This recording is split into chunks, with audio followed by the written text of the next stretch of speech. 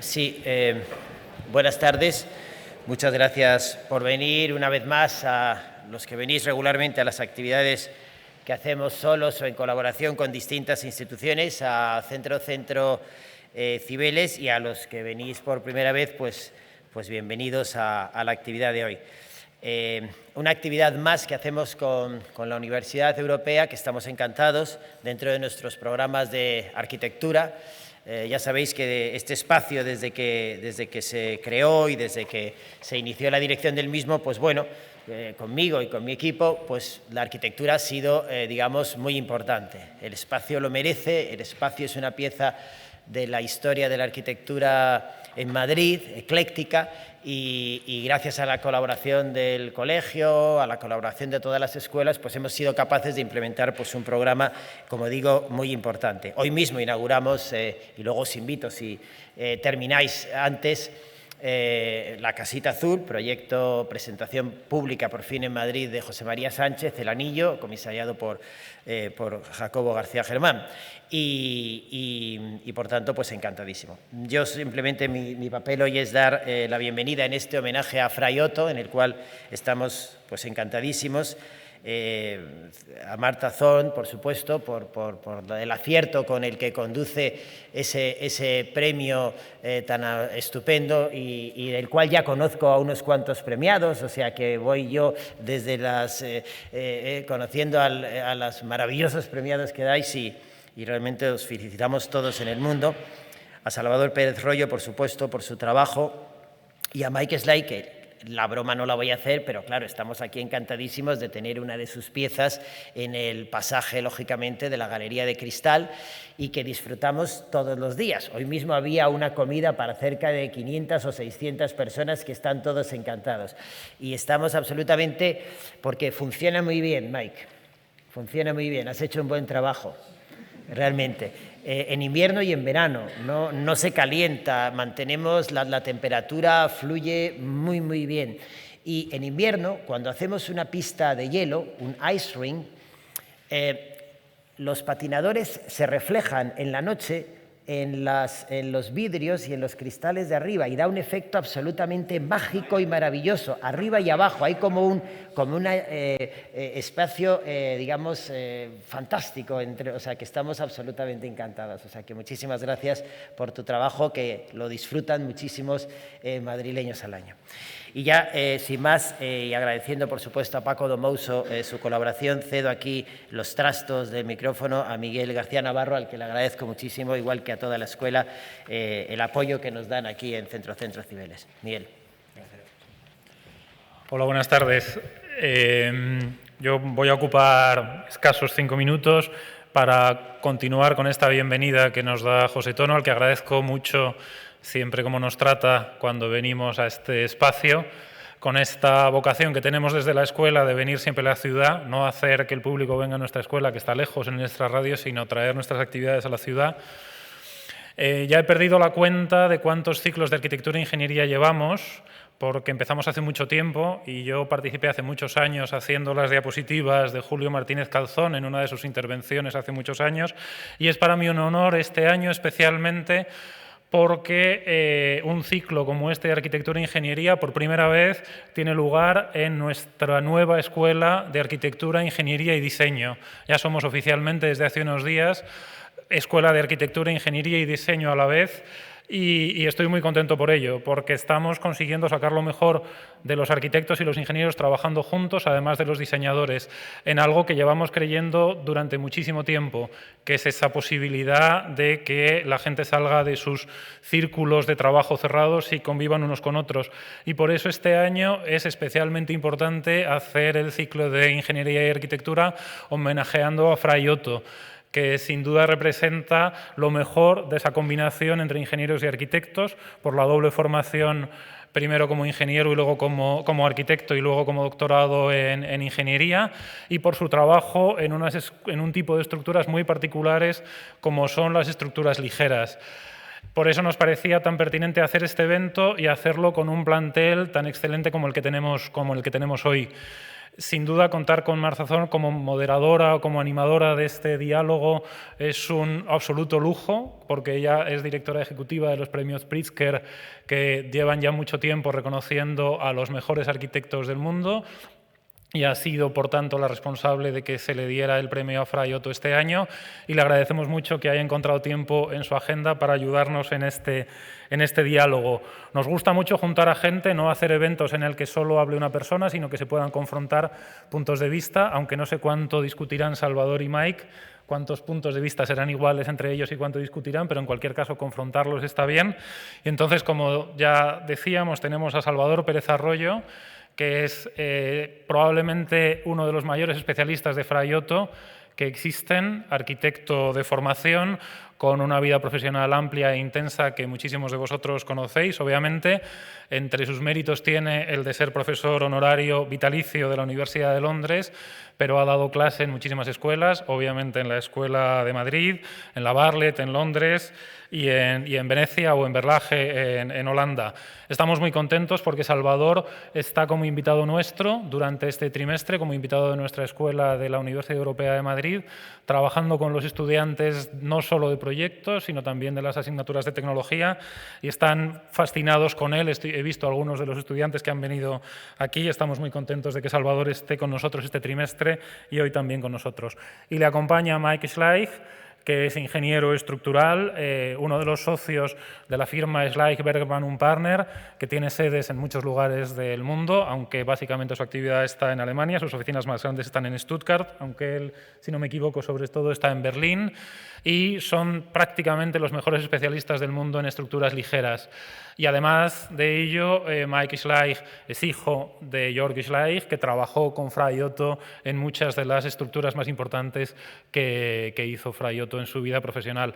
Por tanto, creo que tenemos al mejor plantel posible para homenajear a Fray Otto, que nos decía Marta que probablemente este es el primer homenaje que se le hace después de la concesión del premio, o uno de los primeros. Estamos muy contentos, muy orgullosos de haberlo hecho hoy aquí y además de poderlo estar sacando al exterior con un streaming que creo que está funcionando muy bien, organizado por estudiantes y profesores de nuestra escuela y que permitirá que mucha gente que no puede estar aquí hoy con nosotros pueda verlo, porque además me han dicho que hay overbooking de eventos esta tarde de arquitectura en Madrid y por tanto teníamos una competencia muy dura. Pero bueno, estamos muy contentos los que estamos aquí, este público selecto, y seguro que la tarde va a ser excelente. Gracias a todos por venir.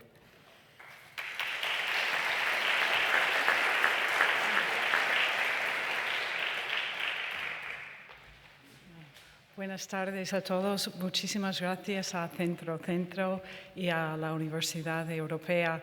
Es realmente un placer estar aquí porque es una oportunidad de reunirme otra vez con viejos amigos y nuevas amigas y estar todos juntos en un tema tan bonito como es recordar a Fray Otto, pero también llevar su influencia, sus ideas al debate de la relevancia de Fray Otto hoy en día.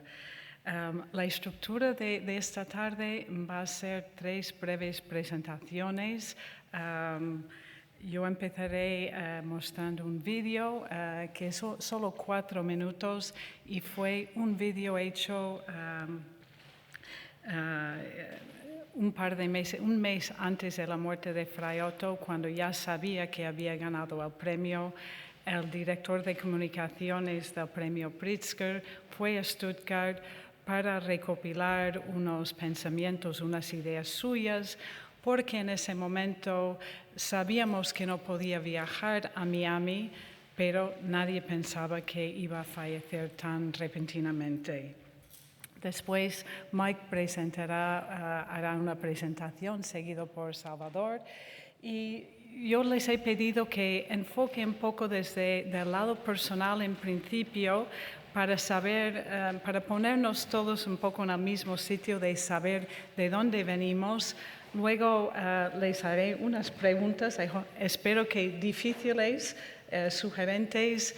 Y a continuación, por supuesto, nos gustaría tener la presentación del público. Entonces, la única cosa que quería decir sobre el premio Pritzker Y esto es un poco a raíz de una conversación recientemente con Salvador. Él comentó que pensaba que conceder el premio a Fray Otto significaba un cambio en el premio de arquitectura Pritzker. Y empecé a pensar y lo que quería compartir es que los objetivos del premio siguen iguales desde el año 79. El propósito es reconocer excelencia en la arquitectura construida, hecho por una persona o personas que de una forma continuada contribuyen a la humanidad. Y en este año el jurado, como todos los años, interpreta ese gran marco o ese objetivo, lo interpreta a su manera. Y este año yo creo que sí significa un giro, pero un giro en el premio ligeramente que vemos desde hace unos años. Yo creo que desde mi experiencia trabajando con el jurado y escuchándoles, están intentando ampliar el mensaje o profundizar en el mensaje para explicar realmente esas ideas más profundas en la arquitectura, no solo lo que se ve en los periódicos o lo que expresan los titulares, están poniendo en valor distintas formas de ejercer la profesión.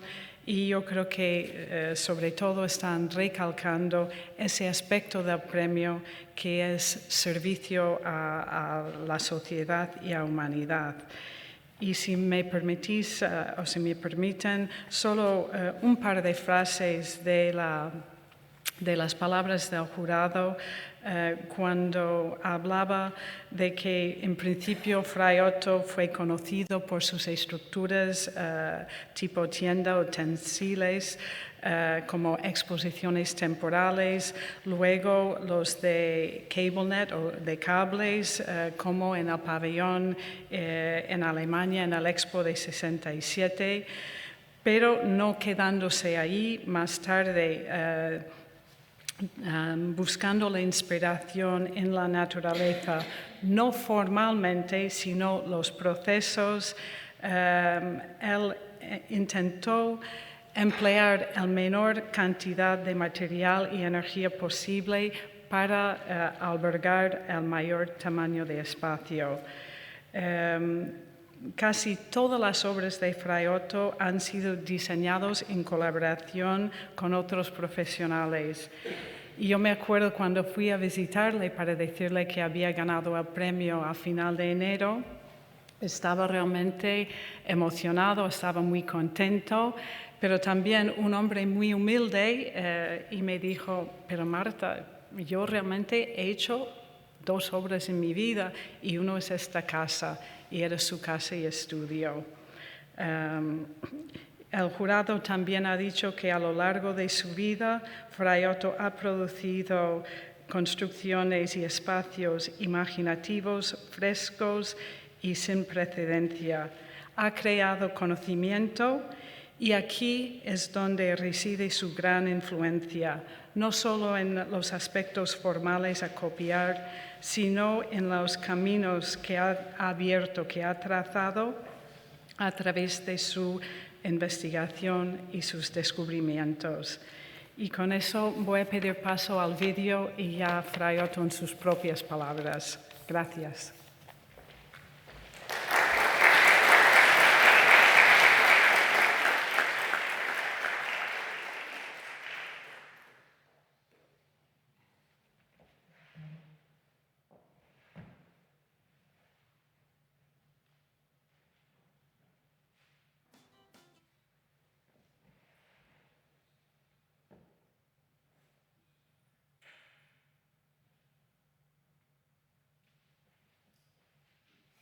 I am frei. I am free. I am Fray Otto. All the same.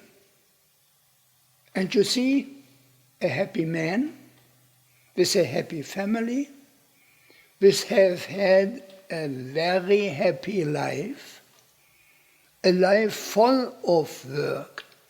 And that's the reason that I am now so happy about this Pritzker Prize, and I thank the family of Pritzker very much that I had the opportunity.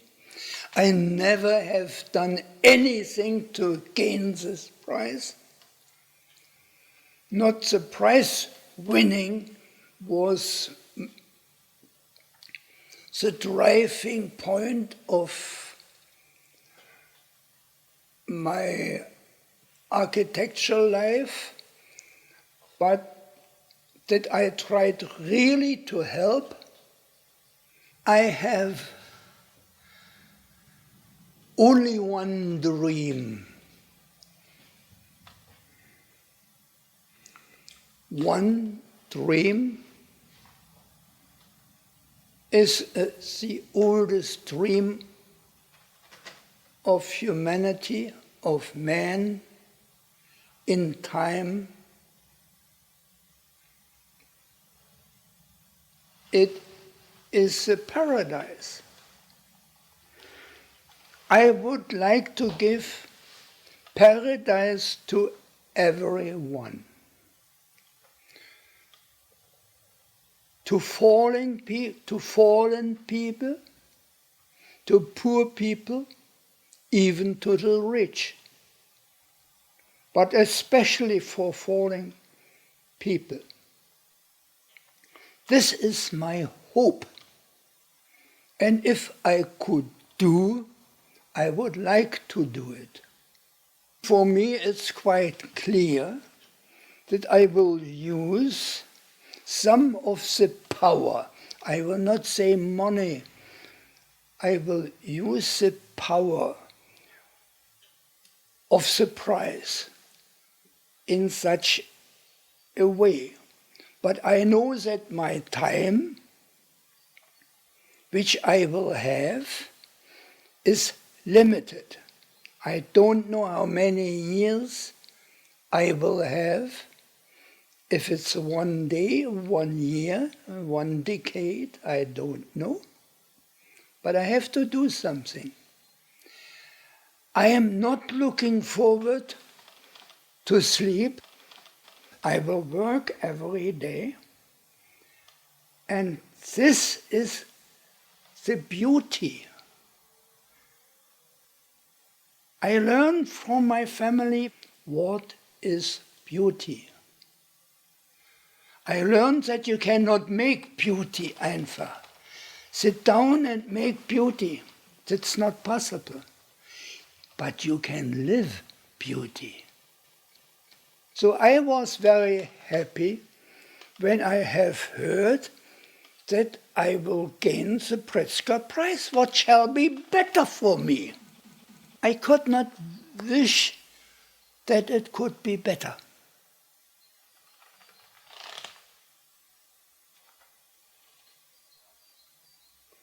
You have here a happy man.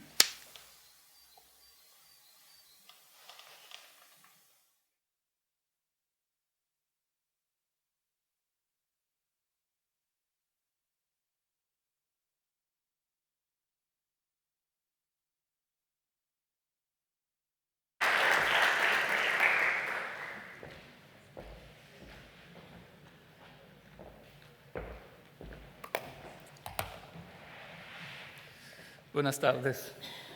Es difícil empezar después de eso. No sé cómo. Pero puedo decir gracias por la invitación, Francisco.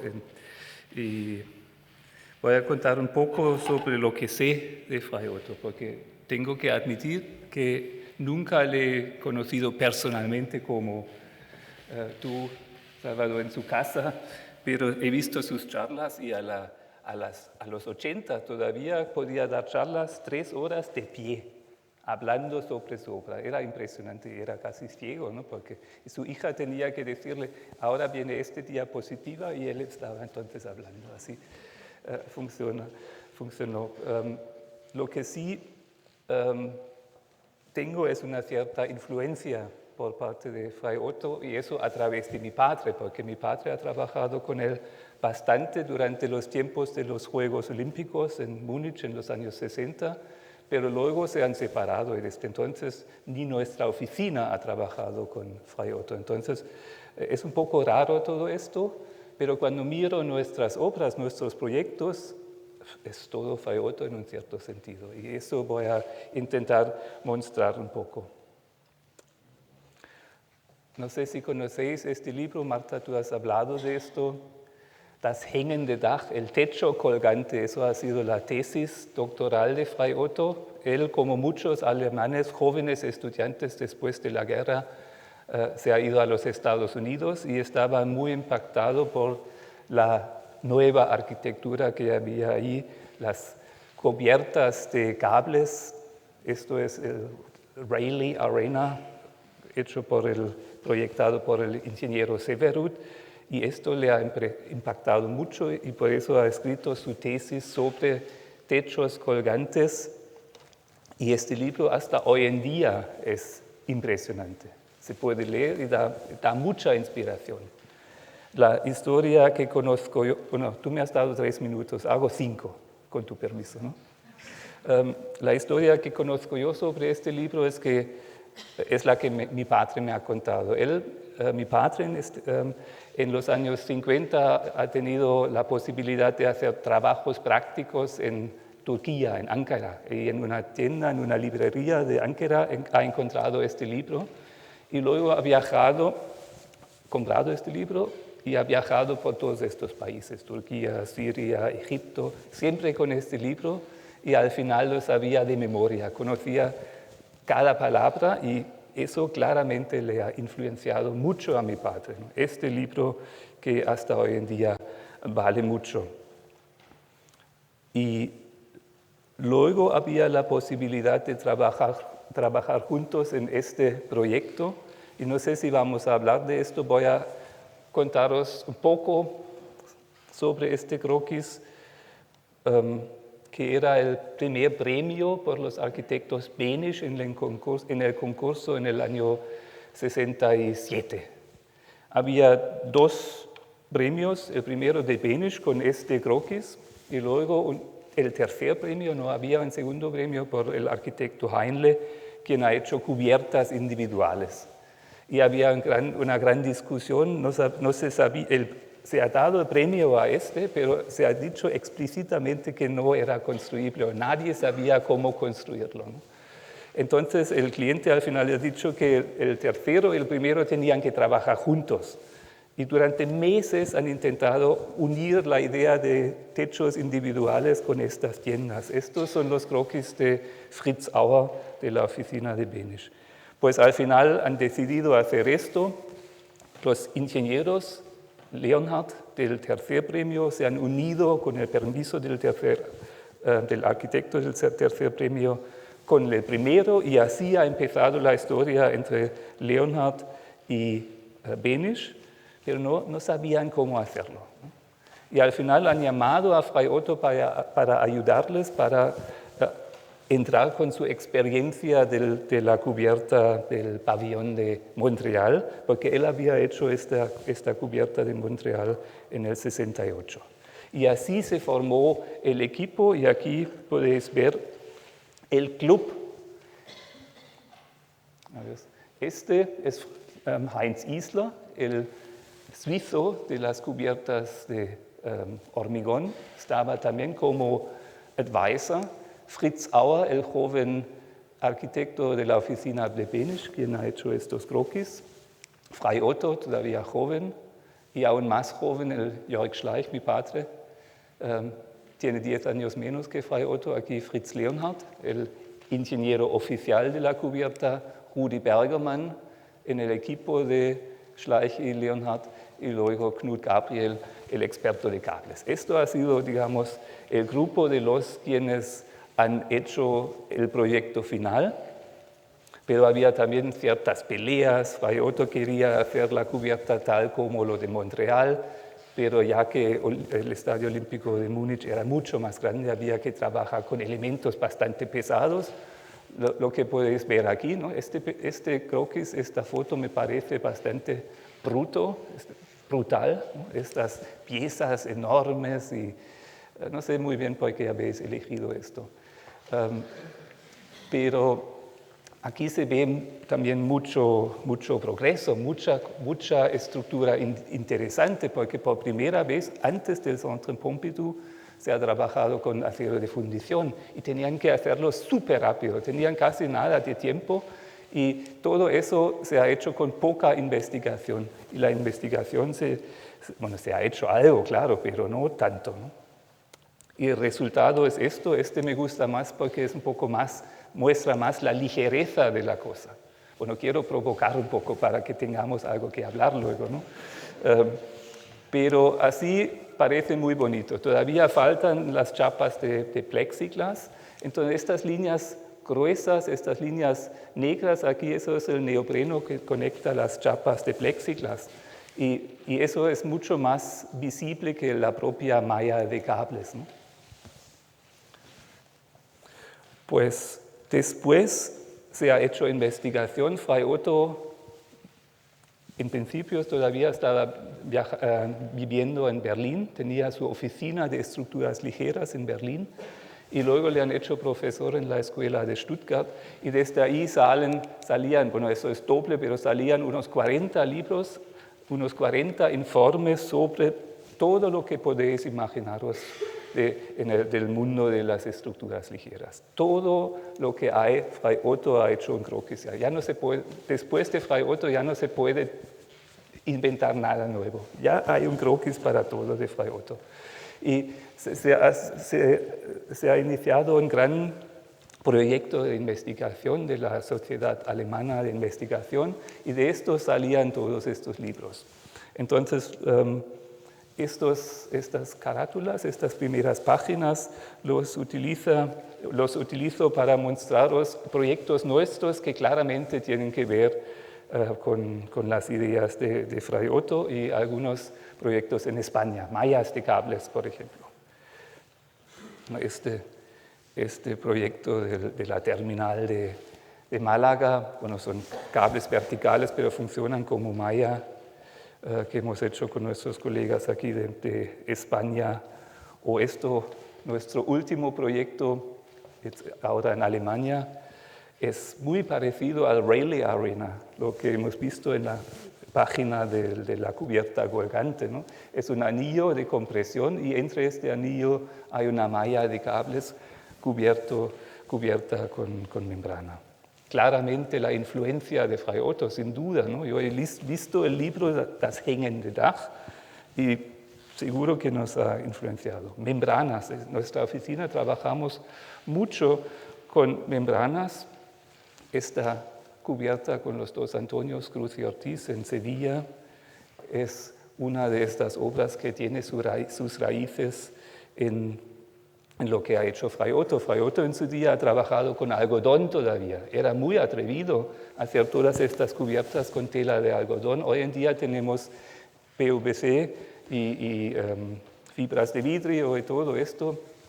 Es mucho más fácil hoy en día hacer estas grandes cubiertas. Y sabemos que desde los años 80 hay proyectos de este tipo, son proyectos muy durables, que se mantienen bastante bien. Son todas estas ideas de Fray Otto que hoy en día podemos aprovechar, ¿no? Estructuras neumáticos. Con Jaime Pérez Aciego y con FECOR hemos podido proyectar esta cubierta de la Plaza de Toros de Carabanchel, claramente influenciado por lo de Fray Otto, mallas de cables, membranas, inflado por aire. Cubiertas móviles. También tengo un ejemplo de la Plaza de Toros de Zaragoza, con Arturo Beltrán como cliente, y esto es una foto de la membrana que se mueve. Muy natural parece, ¿no? Eso ha sido nuestra primera cubierta móvil con tela de PVC. En la universidad estoy haciendo bastante investigación sobre este tipo de estructura móvil, estas estructuras móviles. En este caso hemos intentado hacer una membrana que se aparca fuera en el anillo de la cubierta, se mueve hacia adentro. No es tan fácil eso. necesitamos mucha superficie, mucha tela, pero sí funciona. Y cuando miramos los libros de Fray Otto, otra vez encontramos todo eso. Esto es una copia de uno de estos libros, de los 40 libros de Fray Otto, y Fray Otto lo tenía todo ya, ¿no? Membranas que se mueven, que se doblan, que se mueven de cualquier forma, ¿no? Todo lo tenía ya previsto, y nosotros podemos elegir de este catálogo, pero es difícil inventar realmente algo nuevo. No sé si se dice bóvedas regia, grid shells.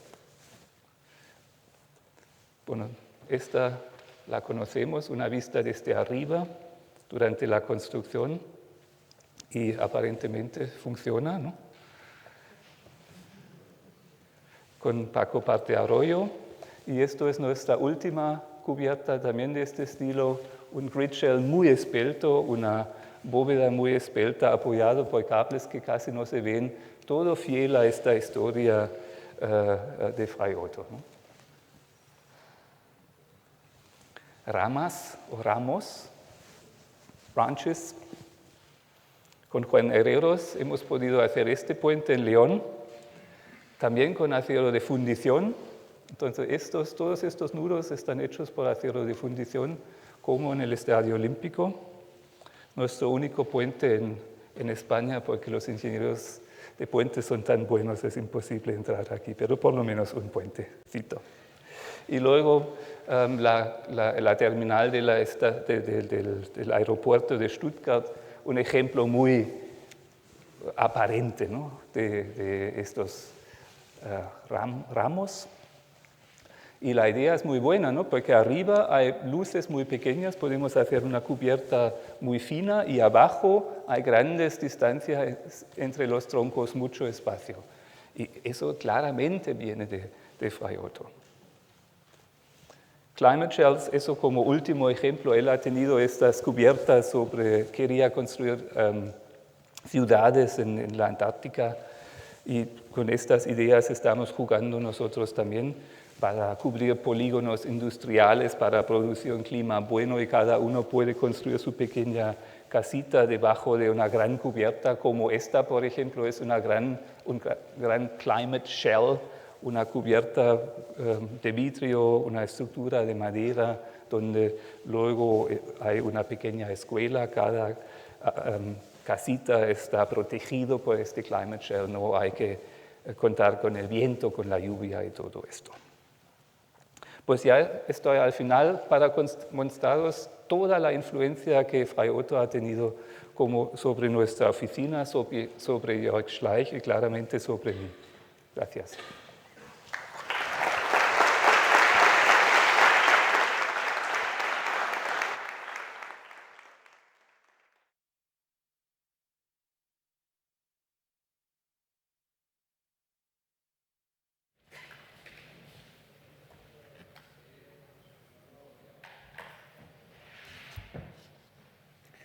Bien, Mike ha centrado el problema desde el punto de vista del ingeniero, y yo creo que es interesante porque realmente Fray Otto ha planteado toda una amplísima tipología que está publicada en sus libros. Marta ha explicado el significado del premio a una figura como Fray Otto, y yo querría completar algunos aspectos. Fray Otto gana un premio cuando ya no trabaja, cuando su influencia aparentemente ha desaparecido de las publicaciones, y además, como reconoce él mismo, aparentemente también tiene poca obra. Es decir, no es un premio, una obra.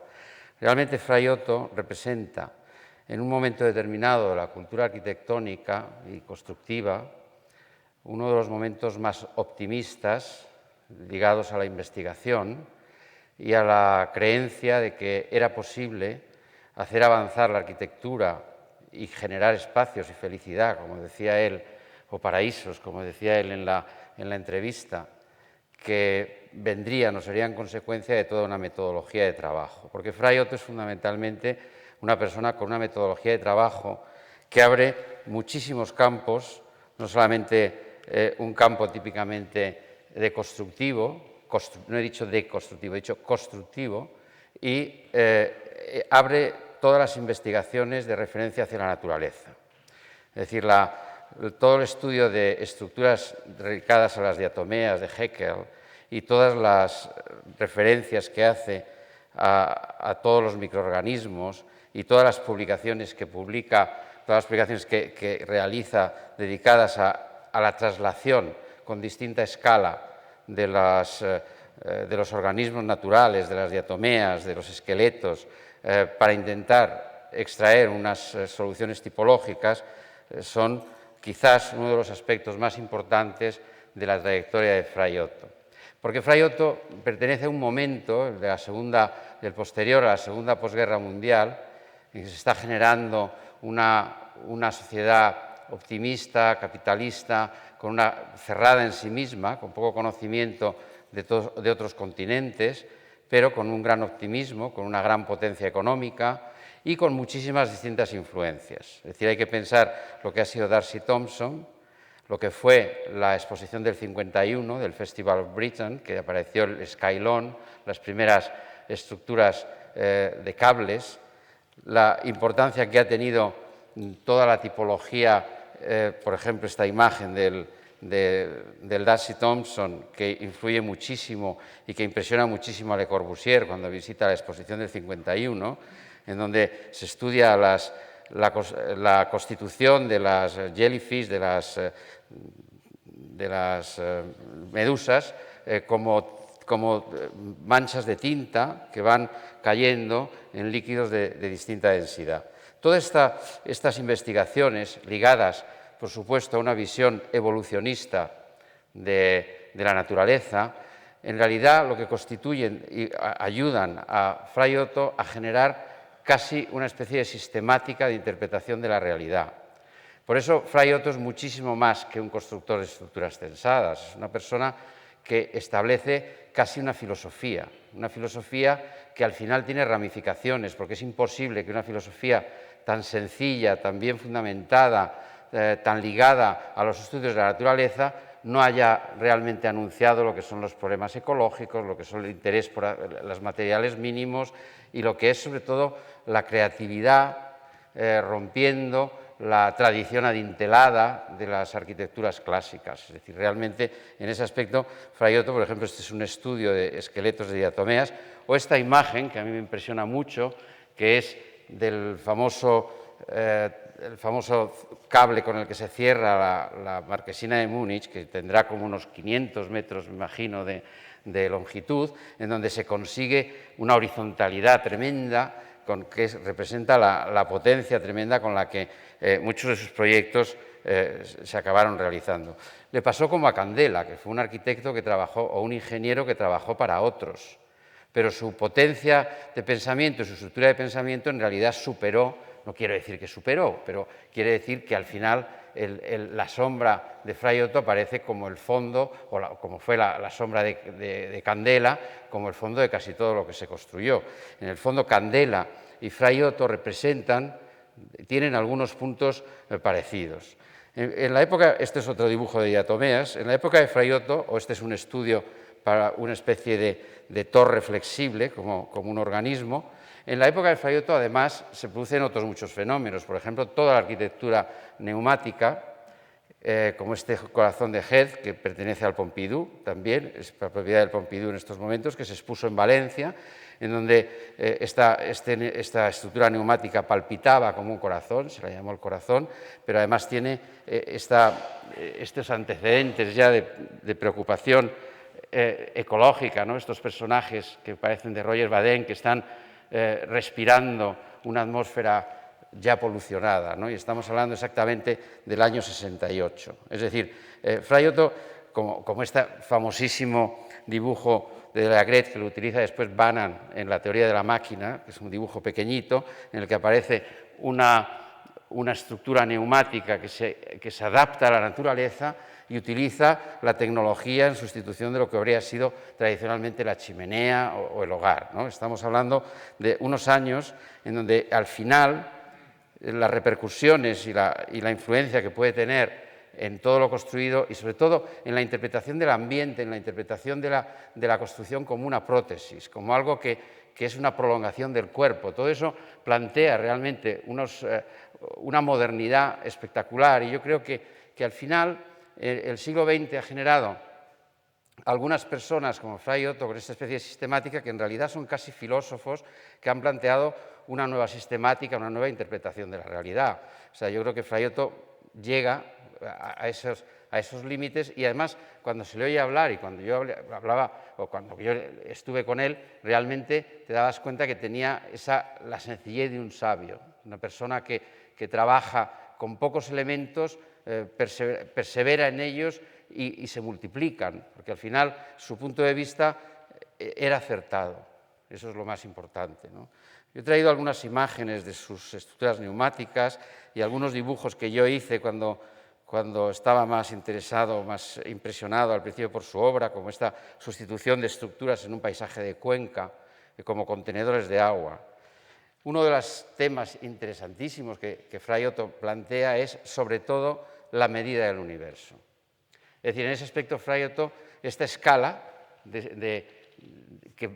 maneja las dimensiones desde el metro hasta el nanómetro y describe los campos visuales, dónde termina una cosa, dónde empieza otra, el tamaño de los virus, el tamaño de las bacterias, que recuerda la película aquella de las potencias de 10 de IMSS, pero en este caso con una tabla que va relacionando el mundo natural, el mundo mineral, o esta otra tabla en la que se clasifican todas las estructuras, incluso las fuerzas que colaboran al equilibrio de las estructuras, nos habla un poco del planteamiento intelectual de Fray Otto, que yo creo es lo que se está premiando. Montreal es sin duda, incluso podría decir que es menos espectacular que Múnich, pero es probablemente el manifiesto de arquitectura más claro que hace Fray Otto. No solamente estructura el espacio como casi en la dinámica de Hudson, en donde el suelo y el techo son distintos, sino que además genera o domestica una tecnología muy difícil. Hay que pensar que él se traslada a Estados Unidos y trabaja con Nowicki, y Nowicki, que hace la arena de Raleigh, en realidad sigue unas leyes relativamente sencillas. Lo que Otto hace es coger esas leyes y generar unos objetos que ya empiezan a transmitir unos mensajes mucho más profundos, ¿no? En Montreal es impresionante su descubrimiento de los cráteres, es decir, la posibilidad de que la estructura se meta en el interior, se introduzca en el interior y aparezca entonces una conexión exterior-interior en esos cráteres, ¿no? Que convierte es cuando la cubierta toca el suelo. O sea, es decir, tenemos una plataforma inferior, tenemos una plataforma superior y la cubierta baja y toca el suelo, ¿no? Eso es realmente fantástico en la manera en la que él genera este ejemplo, es la estructura, como a ti te gusta, Mike, sin tela, en donde se ve realmente una escultura con los loops estos de cuelgue que realmente es absolutamente genial y fantástica. Igual que el invernadero de Mannheim. El invernadero de Mannheim al final es en donde él interpreta un tipo de arquitectura que le emparenta mucho con Gaudí. Es decir, todas las parábolas con las que termina el perímetro de Mannheim son equivalentes a los puntales que utiliza Gaudí en la colonia Güell. Es decir, trabaja con los antifuniculares y trabaja con modelos. También es muy importante, y Mike sabe mucho más que yo de esto, que la época de Fray Otto hay una deficiencia en el cálculo matemático, ¿no? Le Corbusier tiene que reducir su pabellón a paraboloides hiperbólicos porque no era posible calcular y se trabajaba con modelos. En España teníamos a Hausdorff, que planteó en el Torroja unos estudios a través de modelos muy interesantes. Pero aquí tenemos a Fray Otto con los modelos de Múnich, que se fotografiaban con máquinas de gran formato para calcular las deformaciones y hacer unas escalas de traslación, ¿no? Era realmente un momento heroico y un momento único. Y en eso Fray Otto, este es uno de los dibujos que yo hacía cuando enseñaba antes en la escuela, Fray Otto es un ejemplo de todo un ballet de fuerzas. O sea, es una persona que al final interpreta la naturaleza a través de las fuerzas y todas esas fuerzas son las que podemos leer, y sobre todo los ingenieros que a lo mejor tenéis más la capacidad para interpretar inmediatamente esas fuerzas, toda esa dinámica que existe en la construcción de Fray Otto. Este es un dibujo con hinchables utópico que también hice en ese momento, en donde se clasifica el agua potable con el agua no potable, o la flexibilidad que es posible darle a todas las estructuras que tiene Fray Otto. Es decir, Fray Otto es más que el constructor de estructuras tensadas o estructuras ligeras, es una persona que plantea un análisis global, universal, en relación con la naturaleza de la construcción. Y hay pocas figuras, y yo creo que el Pritzker ha hecho maravillosamente bien en premiar a una persona que es casi un filósofo. Y nos quedan gentes, y se lo decía Marta el otro día, importantes, o le quedará al Pritzker importantes para mezclar, para abrir, como Peter Cook, que no olvidemos el Archigram, todos estos momentos de optimismo de los años 50 hasta los años avanzados, hasta casi los años 70, con todas las influencias que recibe Fray Otto, las condensa perfectamente y su obra en estos momentos, aparte de que la tipología esté perfectamente clasificada, porque está perfectamente, la tipología es infinita, esos dibujos chiquititos que tienen miles en los libros de arquitectura tensada, en los dibujos de arquitectura neumática, yo creo que es su filosofía de traslación, su lucha por trasladar objetos de distintas escalas que tienen unos comportamientos similares y los que intenta que se proyecten en la construcción de arquitectura. Yo creo que el premio de Fray Otto es eso, es fundamentalmente dejar, no de paso, sino a la vez en los premios Pritzker, no una manifestación formal, no una manifestación al 100% artística, no, es un premio a una trayectoria. Y en ese aspecto estamos abriendo los premios a algo que hace falta general, vamos, en todo el mundo, en donde ahora toda la globalización cultural, formal, vamos a decir, y todos los lenguajes se han internacionalizado con muy pocas referencias locales, nos hacen falta mentes claras que sistematicen, que vuelvan a hacer unas estructuras que tengan relación con los valores, vamos a decir, perennes, ¿no? Que en este caso, y cada vez más, por los problemas medioambientales, volverán a ser o extraídos de la naturaleza y seguirán siendo la fuente fundamental de inspiración.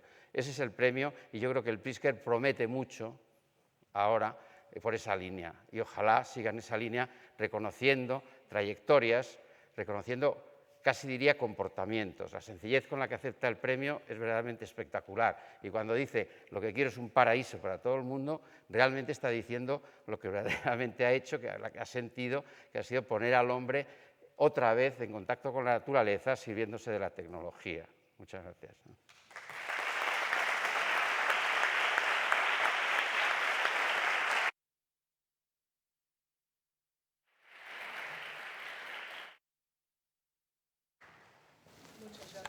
Dos, y solo un comentario, el proceso de nominación del premio Pritzker está abierto, acepto cualquier sugerencia, solo me tienes que enviar un nombre. Yo te doy una ya.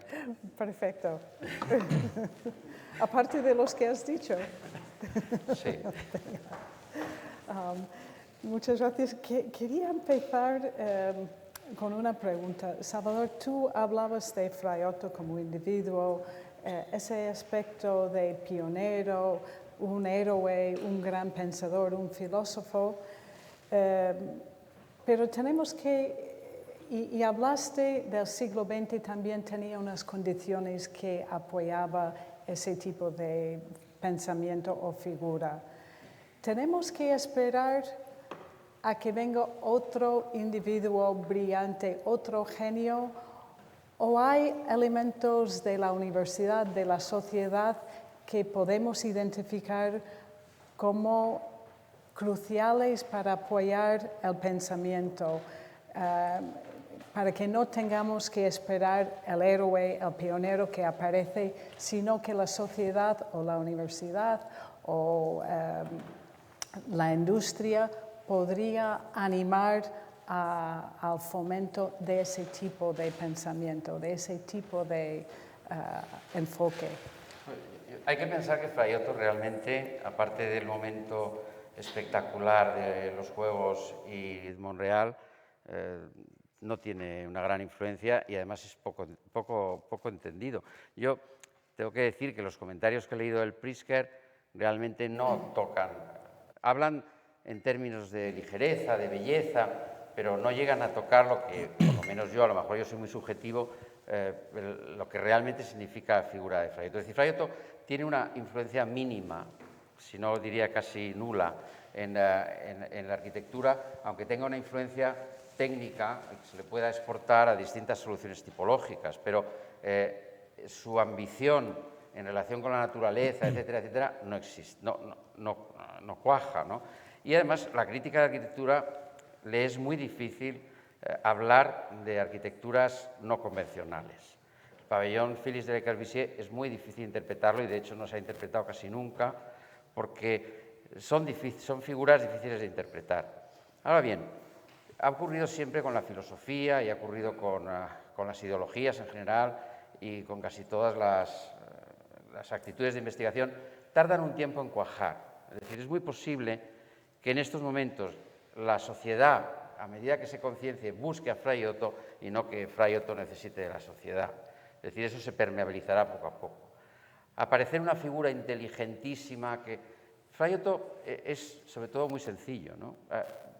Cuando tú lees la vida de muchísimos de los filósofos del 18 y del 19, tenían unas vidas muy sencillas, planteaban unos esquemas muy sencillos y al final esa especie de ola se va extendiendo y va teniendo una gran influencia.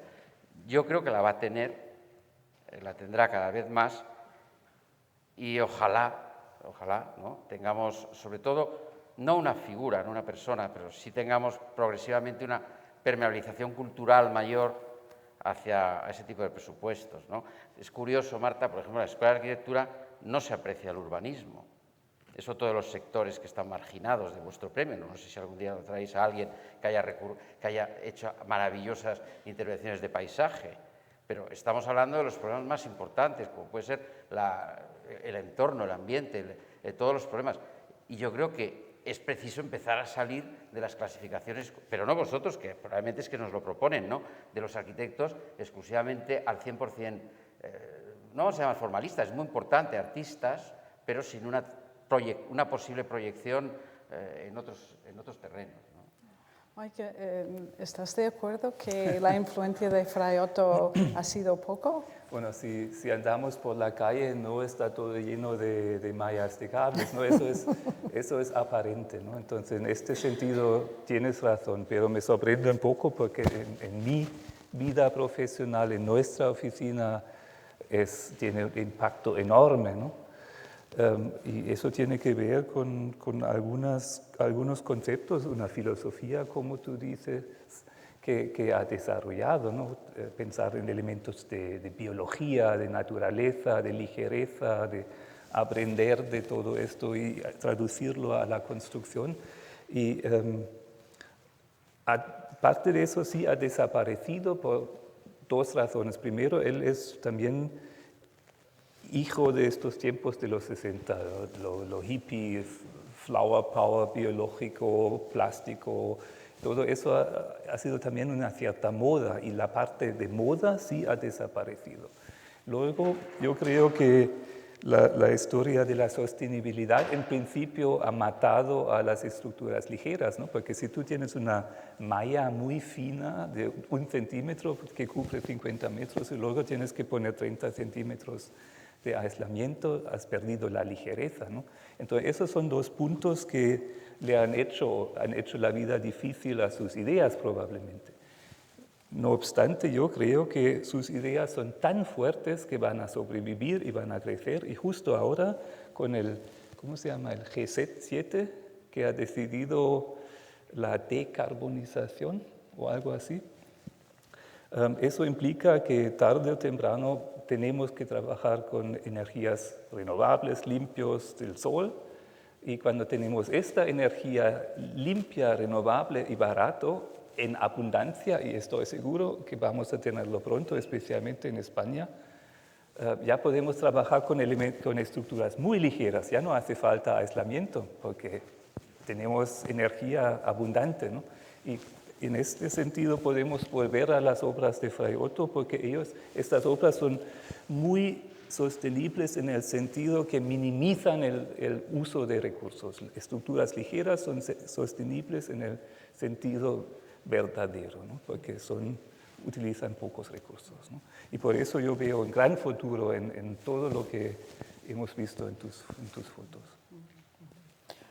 Mike, has comentado una cosa, o Salvador, de trabajar con biólogos, y me acuerdo de leer de Fray Otto esa posibilidad en Stuttgart, en el instituto, en lugar de resolver un problema específico, se reunía gente, sobre todo él con un amigo biólogo, para temas que les interesaba. Era investigar procesos de la naturaleza. ¿Qué pasa hoy en día en la arquitectura y ingeniería? Cuando hablamos tanto de vamos a estudiar, tener estudios multidisciplinares, los títulos no van a dejar de ser tan específicos, vamos a emplear gente transdisciplinar. ¿Es realmente posible? ¿Vemos alguna esperanza en ese campo o es otra vez Fray Otto y sus colegas representan una excepción a la regla? Bueno, yo rápido. A mí me ha sorprendido que aquí en esta mesa, en este sitio, no hay un ingeniero de instalaciones, ¿no? Por ejemplo, ¿no? Porque hoy en día trabajamos en equipo, trabajamos, creo, mucho como Fray Otto lo ha hecho, interdisciplinar, ¿no? Con muchos en la mesa, lo hacemos bastante mal con frecuencia, admito, pero sí, hoy en día la construcción es tan compleja que sí trabajamos así como él lo prevía, creo yo. Sí, yo además también creo, estoy de acuerdo con Mike, que los arquitectos yo es que no hablaría ni siquiera de arquitectos o ingenieros, ¿no? Si utilizaríamos la palabra, si queréis, diseñador o algo por el estilo, que realmente son capaces o que tienen capacidad, lo que hacen es domesticar todos los inputs, todas las cosas que pueden llegar al proyecto, ¿no?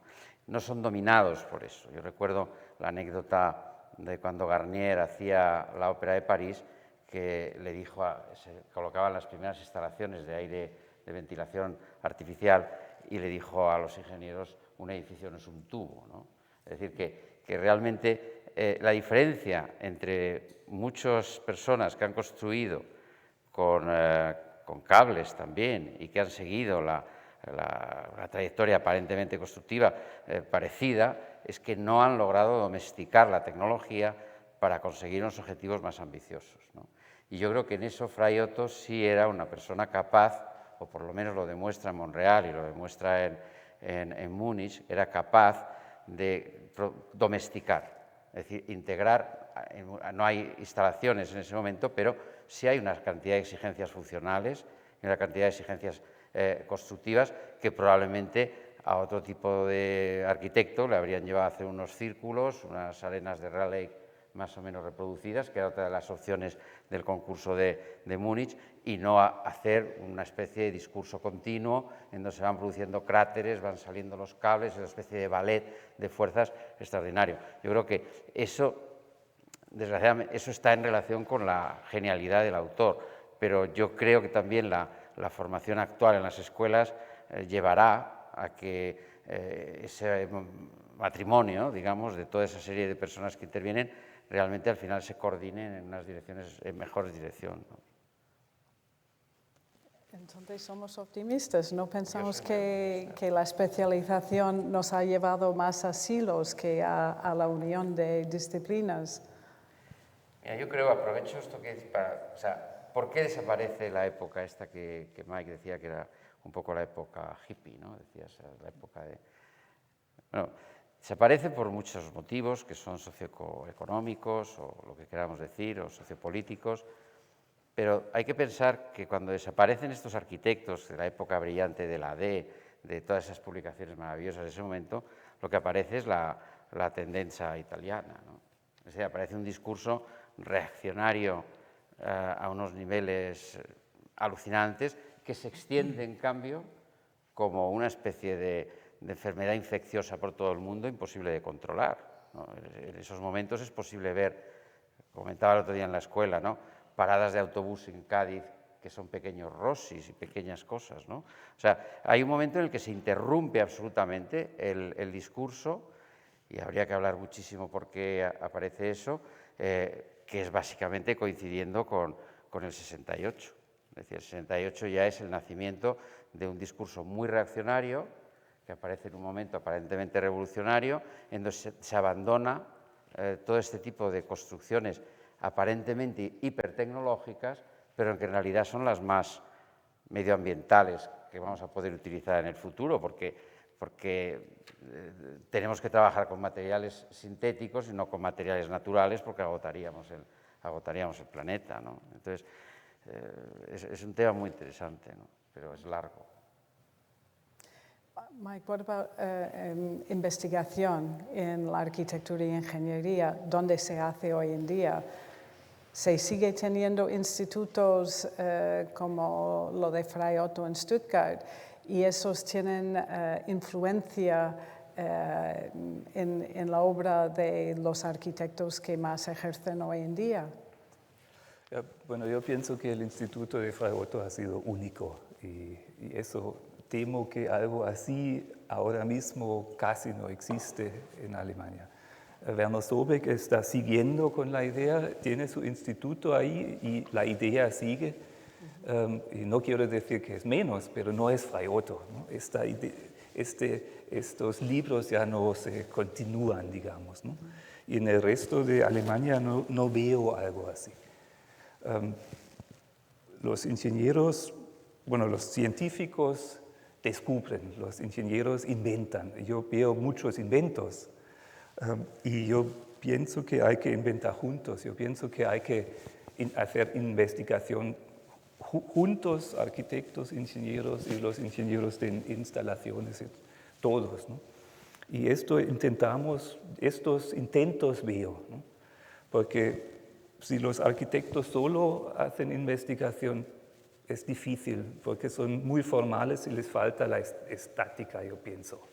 Si los ingenieros inventan nuevos materiales sin pensar en los asuntos formales o urbanísticos, lo que saben mejor los arquitectos, se pierden también. Entonces yo confío en esta investigación conjunta y lo veo en Stuttgart, Sobeck lo hace y lo intentamos también en Berlín. Veo esto, pero no con el empuje, no sé, el vigor de los tiempos de Frei Otto, eso era único. Salvador, investigación, ¿qué papel debe tener la universidad y la industria? Yo soy muy optimista. Es decir, yo estos días estoy viviendo en la Europea, en la Universidad Europea, estoy dando clase. Hace tiempo que no enseñaba, porque he dejado de enseñar hace tiempo, y la verdad es que yo veo unas nuevas generaciones con una capacidad de controlar la informática, la tecnología, la fotografía. O sea, yo realmente estoy muy impresionado. O sea, pienso que esas generaciones nuevas que están llegando y que se están formando en estas escuelas, al final se harán con el control de la situación a poco que la propia sociedad les necesite. Y la sociedad les necesitará porque los problemas que se avecinan son muy graves, ¿no? Y yo creo que están preparando gente capacitada, con músculo, para los problemas futuros, que no son estrictamente formales, sino que son bastante más complicados. O sea, yo soy muy optimista, ¿no?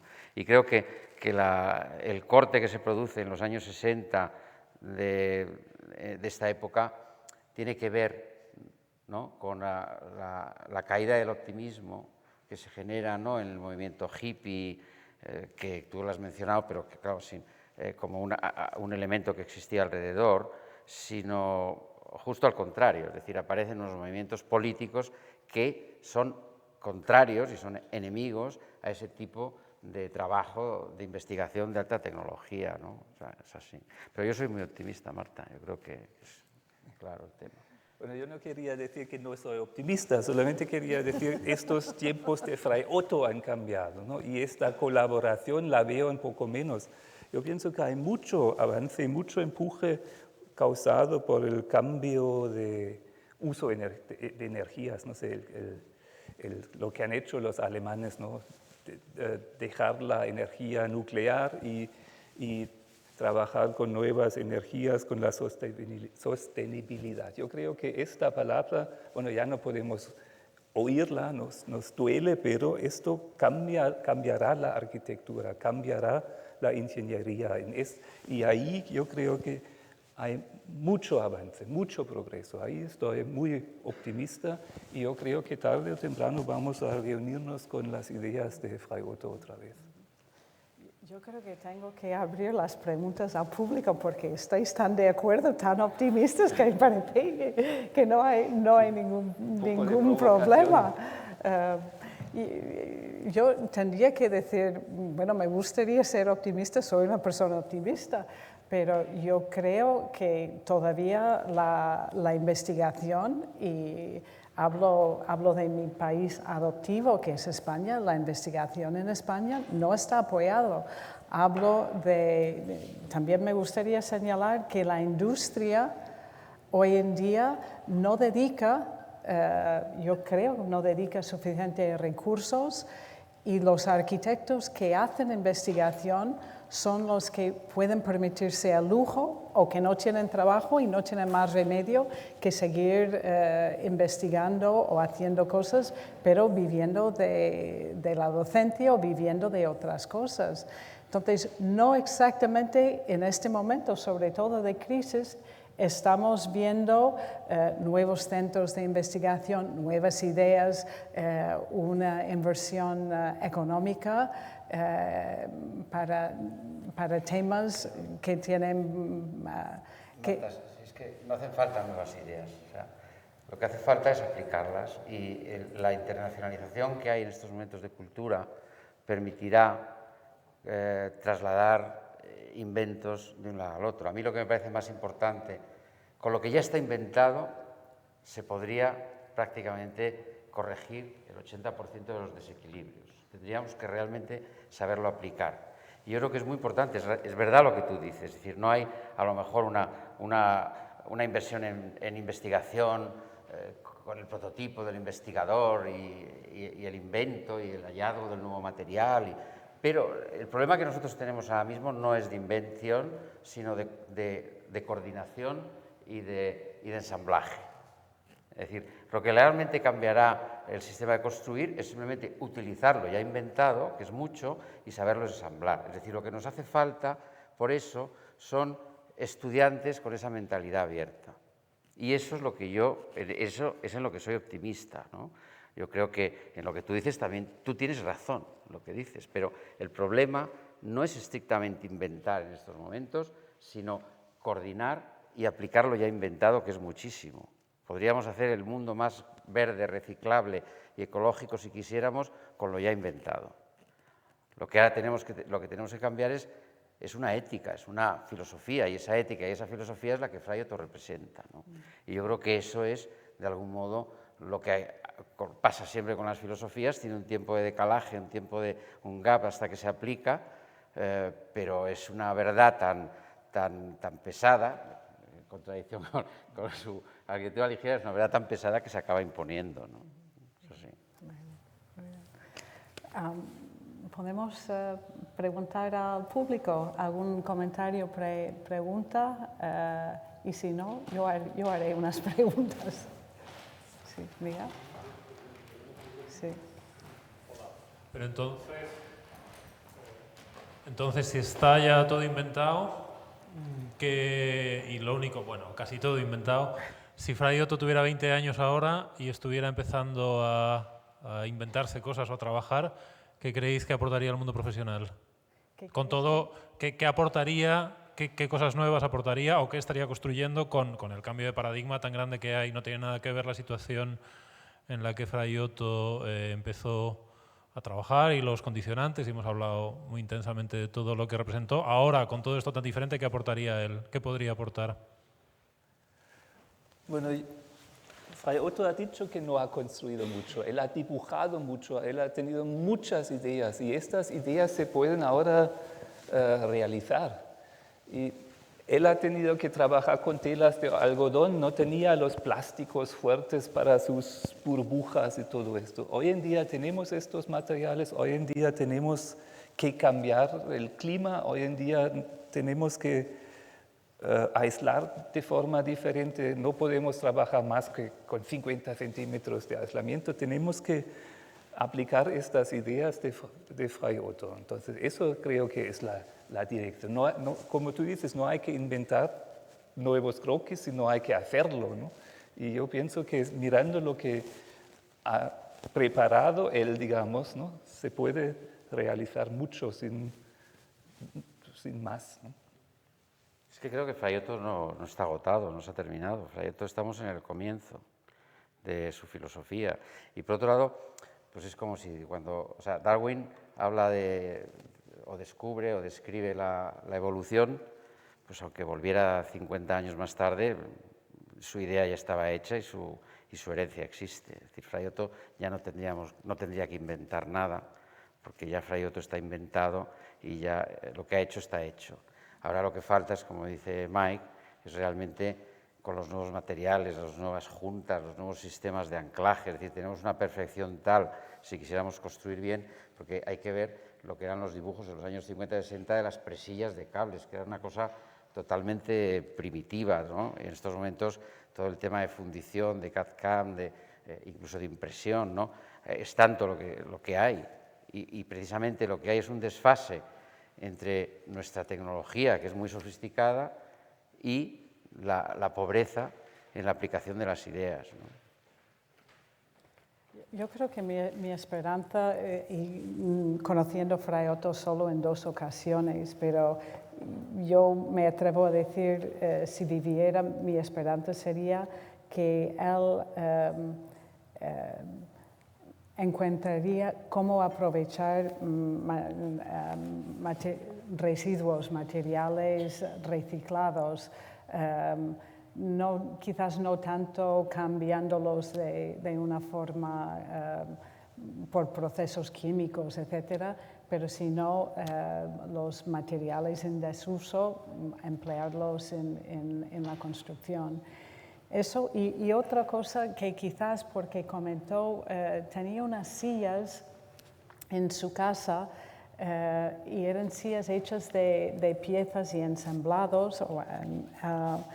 Entonces, eso me hace pensar que la idea que tenemos hoy en día es tener sillas, tener lo que sea en una pieza envueltos para enviar y cajas y cartones y todo eso. Al pensar en las cosas que yo veía en su casa que eran tan sencillas que se podía apilar en los componentes y llevarlos casi bajo el brazo. Entonces, mi esperanza sería más por esa línea. ¿Alguna persona? Sí.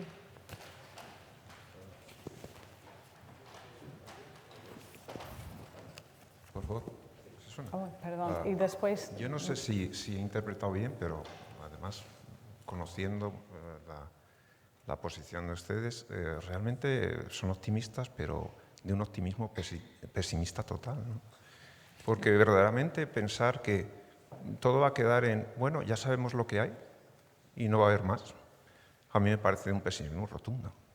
Así que cuando oímos a un Ray Kurzweil que está diciendo que dentro de simplemente 10 años o 15 años, como máximo, se va a plantear que tengamos a las máquinas que hacen lo mismo que el pensamiento del hombre, verdaderamente harán lo que posible solamente lo que planteaba Fray Otto.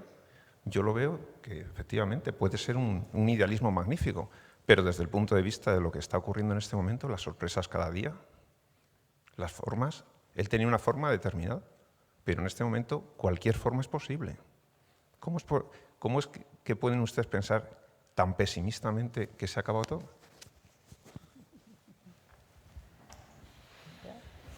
No sé si he entendido todo, por eso. Jesús, es que vamos, no sé cómo contestarte. No. O sea, lo que está pasando, es que cuando dices lo que está pasando hoy día, ¿no? Sí, yo creo que somos conscientes de lo que está pasando hoy día.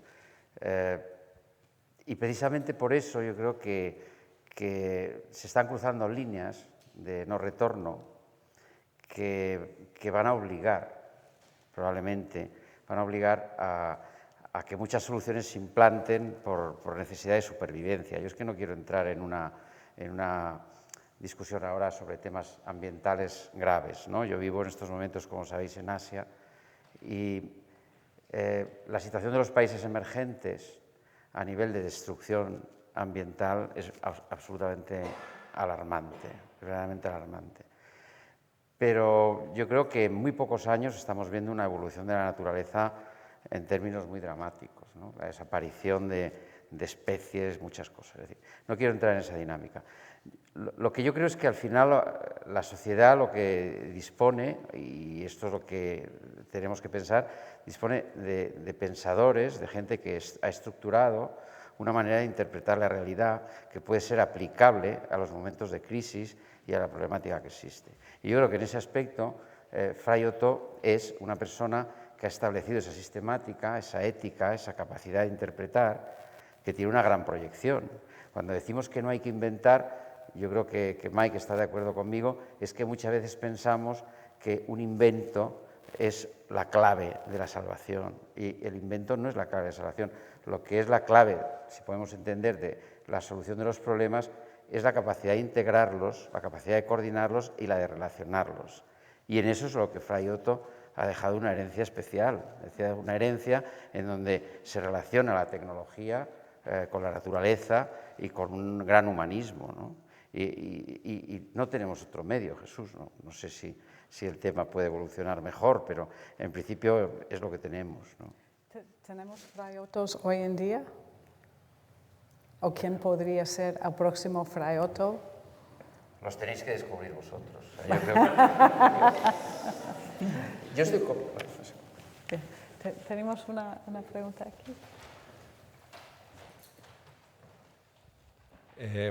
Hola, bueno, Salvador, agradecerte alguna publicación que habéis hecho por ahí de Fray Otto, que ha sido muy útil. Yo, de hecho, las meto en nuestras clases y la verdad que son espectaculares el trabajo que habéis hecho en ese sentido. Una cosa que hacemos siempre es, cuando hablamos de Fray Otto en clase, es hablar de Fray Otto como el representante de los buenos de la película, y luego está como el reverso tenebroso formal, que son aquellos arquitectos y aquellos ingenieros que de alguna forma lo que hacen es solucionar cualquier forma a base de talonario. Pues ahí están los Gettys, este tipo de formalizaciones, ¿no? Que son formas que no responden a ningún tipo de esquema estructural sensato, y que lo único que hacen es plantear problemas para luego plantear soluciones para resolverlos, ¿no?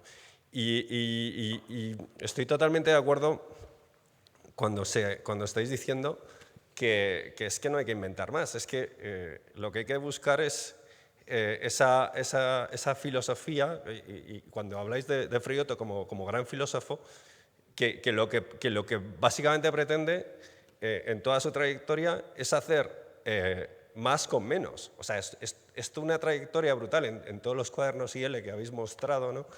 Que me parecen unas referencias espectaculares, ¿no? En el cual desde el urbanismo, ¿no? Es que trabaja sobre urbanismo, Fray Otto también, que es una cosa que es bastante interesante, hasta sus estructuras lo que hace es tratar de reducir todo a la mínima cantidad de materia para resolver la máxima cantidad de problemas, ¿no? ¿Qué puede haber más sostenible que eso? O sea, es absolutamente central su pensamiento en ese sentido, ¿no? Y por lo tanto, bueno, solamente quería como apoyar un poco esa reflexión que habéis hecho, ¿no? De absoluta centralidad de su discurso ahora mismo y de absoluta contemporaneidad de su discurso, y que es no encuentro ahora mismo ningún arquitecto contemporáneo que haya dado tan en el clavo de hacia dónde tiene que ir la arquitectura y la construcción. O sea, en ese sentido creo que hay que felicitaros por haber reconocido a este personaje, ¿no? que ha puesto ahí un trabajo que nos costará a todos años llegar a absorber, entender, asimilar e introducir tecnológicamente en nuestra sociedad, ¿no? Que creo que hay un camino ahí fundamental, ¿no? Quiero completar algo. Cuando hemos dicho que no hay que inventar, lo que queremos decir es que hay mucho invento no bien utilizado todavía. Inventar hay que inventar siempre. Si vemos el problema que ha tenido Fray Otto, por ejemplo, en Montreal, es que, claro, las telas con las que trabaja y los sistemas de cuelgue son muy primitivos. No es posible dotar a esos materiales de las prestaciones de una piel biológica, por ejemplo. Y ahí Fray Otto ha planteado el camino, evidentemente, en el estudio de lo mínimo, que es la gran revolución de nuestro tiempo, es el descubrimiento que decía Feynman, que hay mucho espacio ahí abajo, ¿no? Cuando se habla de la nanometría. Pero vamos a pensar que en el futuro tengamos tejidos, que ya comentábamos Jesús y Enrique en clase muchas veces, con nanomáquinas o micromáquinas, el mundo del micro, no el mundo del nano, capaces de respirar. Si Fray Otto tuviese en estos momentos esos inventos, tuviera la capacidad de integrar unas altísimas tecnologías de los nuevos materiales, sobre todo del control de la reproducción biológica en los sistemas constructivos, ¿no? Evidentemente él ya sabía o hubiera podido pensar cómo aplicarlo, ¿no? Pero no lo pudo aplicar. Hay muchos arquitectos en la historia que se adelantan en el concepto y fuerzan a que la tecnología evolucione. Sin duda, Hudson en Sydney, un poquito Le Corbusier en Philips, ¿no? O, por ejemplo, vemos clarísimamente cómo muchísimas propuestas de los arquitectos tecno de los años 60 en Inglaterra, en realidad estaban cortos de materiales. O sea, si hubiesen tenido los materiales que tenemos hoy, pues todo hubiese sido incluso más potente, pero fue su propia propuesta la que lanzó, la que empujó, ¿no? a la invención. Entonces ahí hay un diálogo muy interesante, ¿no? Entre concepto e invención, que en el fondo se inventa cuando se conoce una dirección. Hay dos maneras de inventar: tener una dirección clara en el procedimiento de investigar o tener una mente selectiva que sabe seleccionar en los encuentros casuales. Son los dos caminos. Y esa mentalidad es muy importante, ¿no? En los dos casos. Y lo que plantea Fray Otto es una filosofía de investigación. Y ahora, si a él le diésemos unos materiales inteligentísimos, con unas prestaciones fantásticas y fabulosas, pues realmente ahí yo creo que sí, te contesto a ti ahora con esa idea, su multiplicación en ejecución pues sería espectacular. Pero también hay que pensar que ya lo de Fray Otto está inventado y Mike lo hace igual que Fray Otto. Porque lo ha inventado Fray Otto, porque es como si decimos, es que cuando ya aparece el racionalismo en filosofía, todo el mundo es racionalista, todo el mundo ha absorbido la idea de la evolución, todo el mundo es darwiniano, claro, y podemos ser más Darwin que Darwin, porque ya está inventado. Es decir, que en el fondo ese es el escalón que ha incorporado este hombre al pensamiento, ¿no? Las personas de la primera fila, ¿está todo inventado? ¿O qué ideas podemos esperar?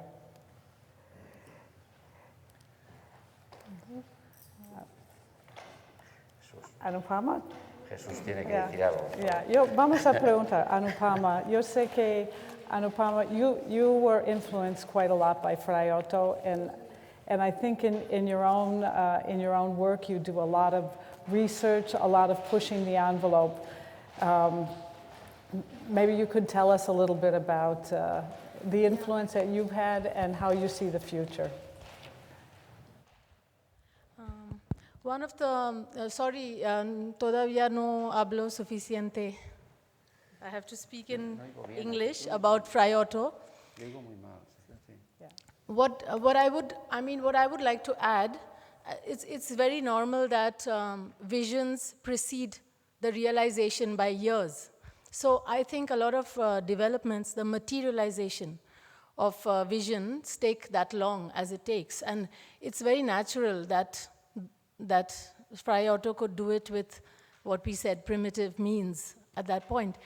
But and the biggest impact that Fray Otto probably had from my perspective is that, that he has put together the relationship between generation of form, architectural form, and resources, materials, environment. So I think this is something nobody can deny that it has entered the mainstream today. So in that sense, he's directly relevant. But the other thing is, today we are criticizing, I don't actually want to use the word star architects, but it's one word for many, so I'm using it, where the form, the ambition of a form has detached itself to such an extent that the form could be the same in Dubai, Singapore, Australia, Madrid. So this kind of, although people are not directly referring maybe to Fray Otto's research or attitude, there is a questioning about whether this kind of formalistic architecture should be praised at all.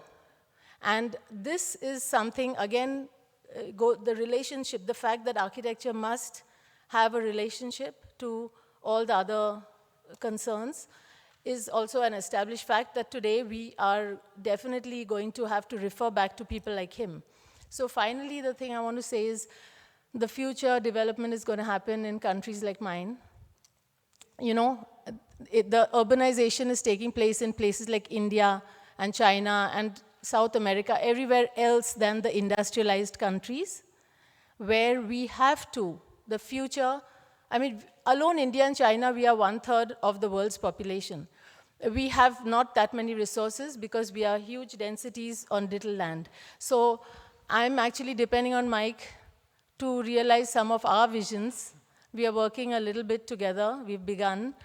But I think the relevance for countries like us, you know, to refer to those methods of using the minimum resources to build the maximum things, it's something which we all acknowledge, and I think my own practice is completely based upon the work of people like Fray Otto, Buckminster Fuller, and other people who saw architecture and engineering as a synthetic thing to be begun and initiated from the concept level together.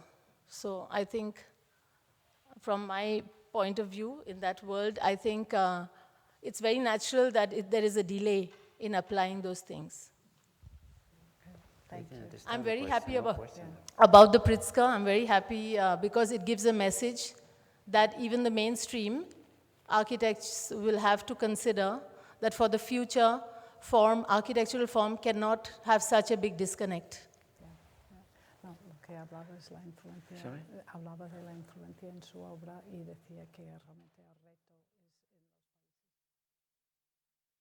es en los países. Bueno, ¿quieres contestar, Mike? No era una pregunta, ¿no? I think you agree, ¿no? I didn't want to make a statement on optimism or not. I mean, just to say that it's inevitable that we have to go that way. Yeah. I think this type of architecture which we are talking about, it's already back. I mean, it's not relevant to the future. I'm sure it's going to diminish. The architecture of Fray Otto architecture. No, the formalistic of star Yeah, architects. pero yo quiero hablar sobre eso del formal architecture, porque es algo más. No se puede decir, por ejemplo, no se puede decir Gehry es un arquitecto formalista y no contribuye vamos a decir, entre comillas, al avance de la sociedad.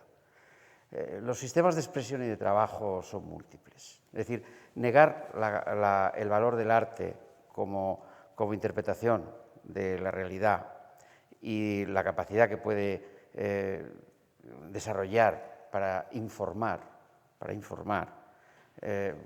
es equivocado. Es decir, siempre existirá ese sistema de trabajo, porque es un sistema de trabajo que en el fondo es un análisis de la realidad, una interpretación personal de la realidad. O sea, criticar lo que podríamos llamar formalismo o las arquitecturas que de un modo muy torpe trasladan ciertas filosofías como la deconstrucción o cosas de ese estilo, yo creo que no es conveniente, porque cumplen y han cumplido su papel. Es decir, la escultura cumple su papel, la pintura cumple su papel y la pintura puede ser de muchos tipos, ¿no? Yo creo que lo interesante es, y es lo interesante de los premios, es que hay muchas maneras de trabajar, hay muchas maneras de producir o de generar aspectos positivos para la sociedad. Y los arquitectos que llamaríamos artistas son artistas, y los artistas son igualmente necesarios, porque mantienen una actitud crítica frente a la realidad, que es muy importante y no sabemos en qué medida incluso esa actitud crítica despierta nuevas ideas en los arquitectos que aparentemente se presentan como menos artistas, ¿no? Es decir, yo he sido profesor de construcción, ¿no?, muchos años, y ha existido siempre la tendencia a dividir entre constructores y arquitectos, ¿no? Y yo creo que eso es un problema de cultura, no es un problema, no podemos quedarnos con nada. Lo que sí podríamos criticar es que un premio o una colección de premios no contemplara todas esas posibles realidades. Por eso al principio decía, ¿qué pasa con los grandes transformadores del paisaje? Seguro que los hay, con los grandes filósofos del urbanismo, que es uno de los temas más importantes ahora. Habrá que incorporarlo igualmente a los premios, porque los premios representan un reconocimiento social. Y el hecho de que Fray Otto se le haya reconocido socialmente multiplica su efecto, ¿no? O sea que no contrapongamos Fray Otto a Gehry, vamos a hablar directamente, ¿no? Es decir, no es Gehry contra Fray Otto o Fray Otto contra Gehry, no. Son distintas maneras tan profundas y tan importantes de interpretar la realidad, ¿no? Eso es un poco lo que es. Que te oigo, de todos modos, desde aquí se oye muy mal, sí. Y he perdido seguro alguna de tus ideas, ¿no?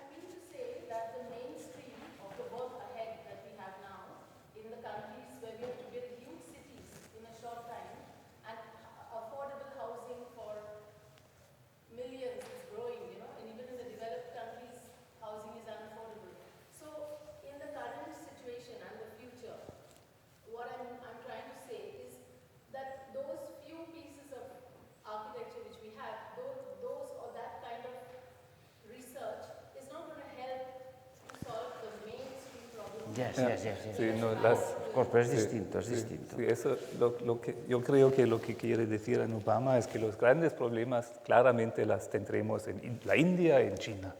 Y las ideas de Fray Otto se pueden utilizar para resolver los problemas ahí. Si te vas a India, por ejemplo, yo estuve en Hyderabad, una ciudad donde suele hacer 45 grados. Y hay estas cajas de vidrio donde tú sabes van a matar el calor con mucho aire acondicionado, como en los años 60. Se ven autopistas como en Alemania después de la guerra, cortan, destrozan las ciudades, cometen los mismos errores que los alemanes después de la guerra, ¿no?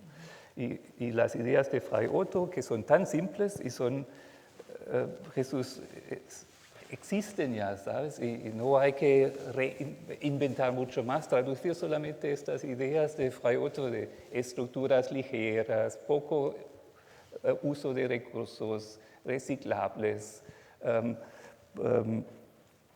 ligeras, transparentes, agradables, sociales, porque son difíciles de construir, necesitas mano de obra educada, necesitas buenos ingenieros. Todo eso son ideas que vienen de Fray Otto, que se pueden aplicar a estos países, a estos grandes problemas, y yo creo que eso es el mensaje, ¿no?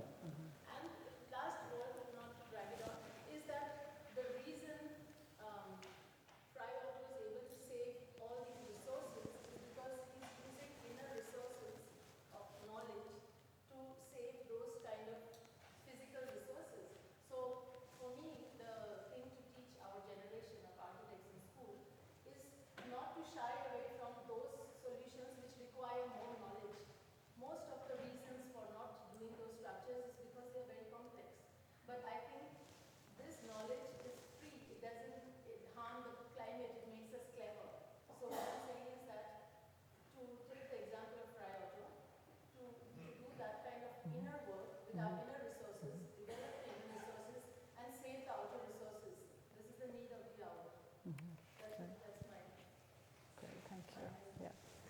Bueno, es que es una discusión larga, pero vamos a ver, ¿en qué medida cualquier ética o cualquier filosofía o cualquier interpretación puede ser directamente aplicable a un problema emergente, a un problema de housing, ¿no? ¿En qué medida? Habrá que establecer un puente muy largo que justifique en qué medida ese tipo de ideas o ese tipo sirven, ¿no?, para el tema. Pero evidentemente sirven, porque al final toda la filosofía de construcción de Fraiotto lo que tendrá es una manera de interpretar la realidad. Y esa realidad se aplicará a cualquier escala, a cualquier escala. En estos momentos el housing y todo cómo se está interpretando todo el sistema de vivienda en los países emergentes, con la justificación de que son emergentes y con la necesidad de la emergencia, etcétera, etcétera, es tremendamente discutible y es bastante criticable, ¿no? Y a lo mejor podríamos acabar pensando qué es lo que puede representar una serie de construcciones que dispongan de unas grandes cubiertas que estén generando, protegiendo directamente el soleamiento, porque el gasto energético en estos momentos en los países emergentes a nivel individual probablemente supere cualquier número concebible. Es decir, porque se está construyendo atendiendo a una necesidad urgente, pero olvidando problemas ambientales importantísimos, ¿no? Entonces, no podemos pensar, Fraiotto no es una persona que trabaja sobre vivienda específicamente, pero tampoco se lo podemos pedir. Lo que tenemos que pensar es que su filosofía sí es aplicable o si es una filosofía que al final servirá para encontrar una solución, ¿no? O sea, eso, aunque es un tema largo, ¿no? Pero eso es precisamente lo que yo creo que sacaba Anupama, es que primero hay una cuestión de la arquitectura es al servicio de quién o de qué.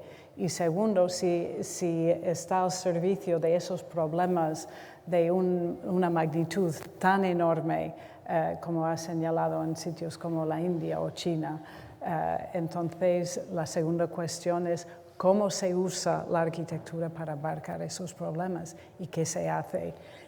Su punto de vista, yo creo que el conocimiento humano al servicio de esos problemas sociales es justo lo que el premio Pritzker estaba intentando premiar este año. Y nadie está en contra de Frank Gehry, ni mucho menos, pero yo creo que también hay que admitir un enfoque como Frank Gehry o como los Starchitects, para no nombrar a nadie, su enfoque no va a hacer mucho para un país como la India, porque no es su propósito. Pero yo no estoy en absoluto de acuerdo.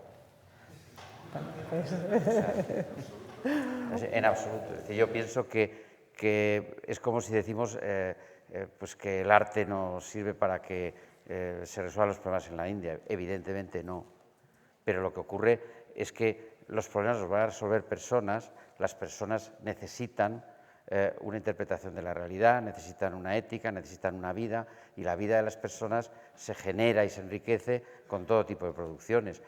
Lo que no podemos pensar es que Múnich va a resolver el problema de la infravivienda, no es así, o que Gehry lo va a resolver, pero Gehry está contribuyendo como los buenos artistas a una construcción de una interpretación del mundo, y a mí me parece que eso es muy importante. Es como si decimos, bueno, como hay problemas emergentes, estamos en un discurso verdaderamente del año 68, O sea, el arte es superfluo y vamos a dedicar el dinero a construir viviendas reciclables. Es que eso no es así. Yo creo que eso ya lo hemos superado hace mucho tiempo. Necesitamos a todo el mundo.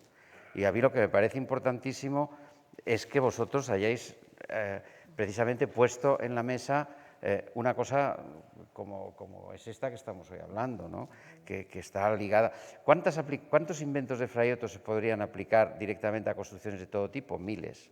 O sea, por ejemplo, trabajar con estructuras en tracción salvando grandes luces que pudiesen permitir hábitats que no tocan el paisaje. O sea, hay muchas cosas. A lo mejor lo que ocurre es que a Fraiotto lo vamos a interpretar completamente dentro de 100 años. Y mucho ha sido bastante atrevido lo que ha hecho Fraiotto, ¿no? Sus ideas, ¿no? Y han causado mucha innovación. Si miramos el Estadio Olímpico, todos estos nudos de fundición se utilizan hoy en día en miles de proyectos de estructuras.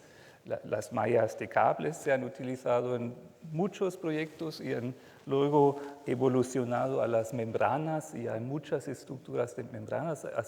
Ha sido el núcleo de mucho progreso y ha sido muy valiente hacer esta cubierta, ¿no? Entonces, es muy interesante lo que dices de toma de riesgo, porque de tener una idea que parecía no construible y tener un cliente y un equipo que se atrevía a tomar ese riesgo, yo quería preguntar a la primera fila, Jesús Jiménez, ¿cómo es el riesgo en las obras donde tú has colaborado? ¿Has tomado muchos riesgos? Y si has tomado riesgos que ha llegado a la innovación o una solución inesperada, ¿qué otros componentes tenías que tener presente? Siempre se toman riesgos que no deben... No te oímos, Jesús. Se toman riesgos que no deben llamarse así, no deben llamarse.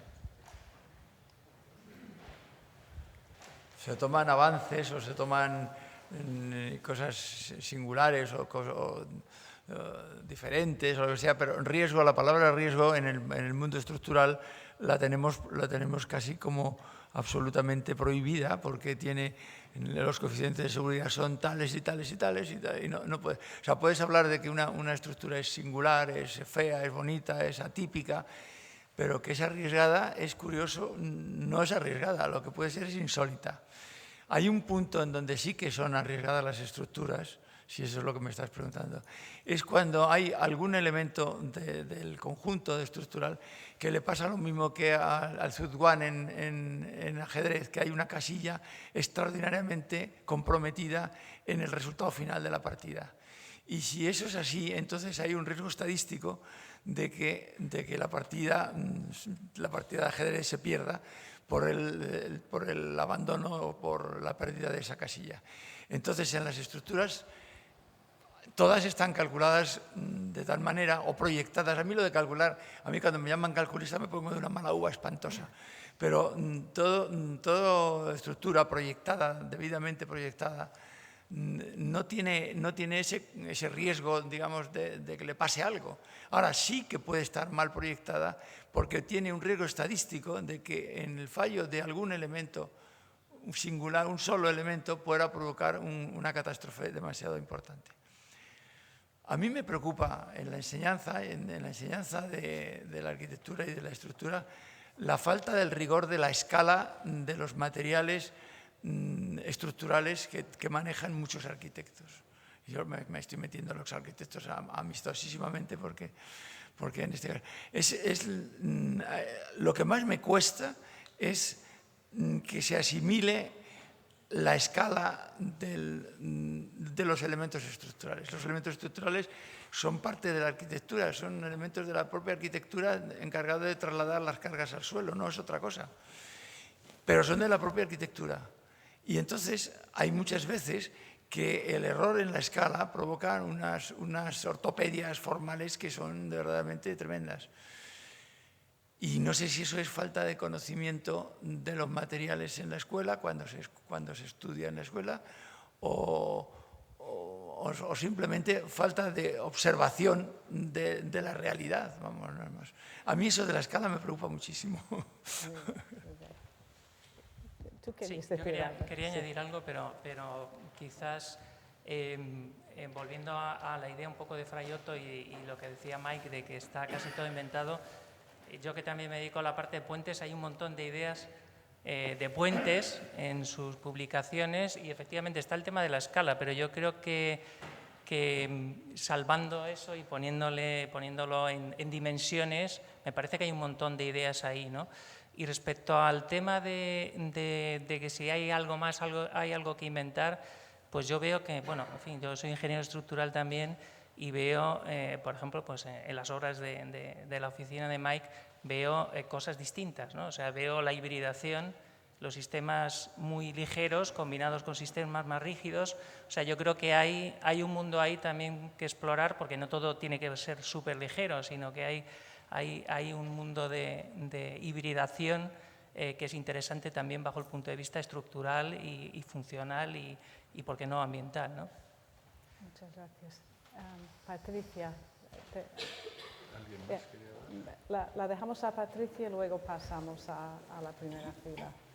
Gracias. Volviendo un poco atrás y igual mezclando con Fraiotto, antes de más me parece que el aprendizaje que tenemos que sacar de Fraiotto y nosotros y nuestros alumnos, etcétera, no es seguro el gesto artístico. O sea, lo que sale de Fraiotto creo que es, y lo explicaron bien los invitados, es la identificación de un problema y a través de una estrategia de proyecto intentar que el espacio que se saque a la luz sea ese avance, pero en ningún modo me parece arte. Y en ese sentido yo no puedo concordar con lo que se ha dicho, porque el problema de la arquitectura me parece, y ese es un planteamiento que hasta que me ayuden a cambiarlo, yo seguiré con él. Arquitectura no es arte, ¿no? Y uno de los problemas, y quizá por eso comprendo muy bien lo que estaba diciendo la arquitecta anteriormente, es que el problema es que cuando la arquitectura se plantea como arte, se olvida de que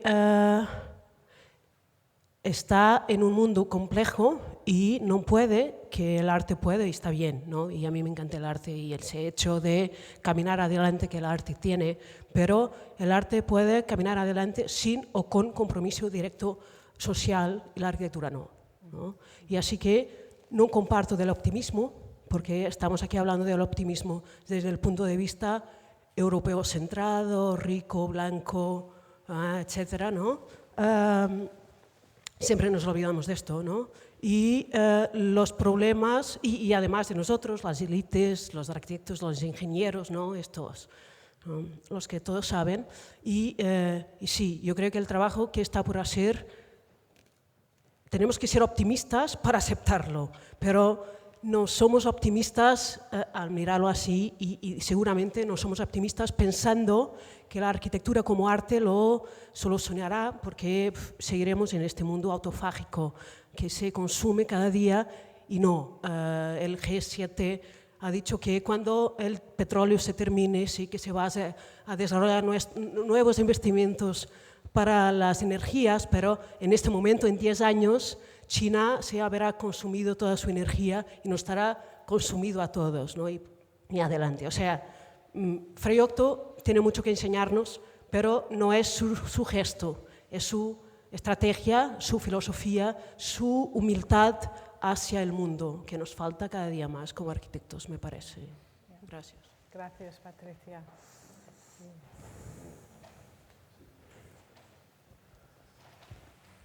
Sí, bueno, yo quería coincidir con Salvador, básicamente, porque creo que efectivamente nos sobran inventos y habría que distinguir entre inventos necesarios e inventos superfluos, ¿no?